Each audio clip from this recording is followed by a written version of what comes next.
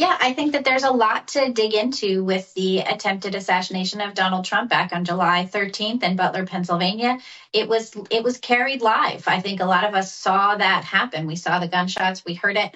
I think a lot of us in years to come will remember where we were on July 13th. And there has been very little that has come out since that day about what really happened, what was going on, how this was allowed to happen, the motivations of the shooter who has been killed himself.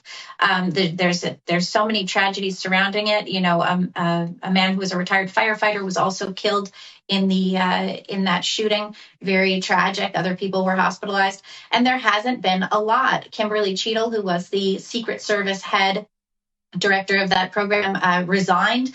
And that was also fascinating. And, speaking of Democrats, one of the key moments I thought of the hearing where she testified was when Ro Khanna, a Democrat, said to her, remember when Ronald Reagan, there was an assassination attempt on his life. Do you know if the Secret Service director resigned? And she said, no, he did not resign. And Khanna said, yeah, he resigned. And I thought, she's done now. She's going to be out. But there still hasn't been a lot revealed about the failures of the Secret Service. There were a lot of warnings going on. There were in the hours leading up to it. There was a failure of law enforcement, failure of the Secret Service to confer with law enforcement. There were agents who were not normally assigned to Trump's detail who were there that day, and there were a lot of failures. So I think that whatever comes out in this report, it will be really interesting. And in terms of the difference between, Democrats and Republicans, when it comes to something like this, the failures of the Secret Service, the failures of protection for elected officials,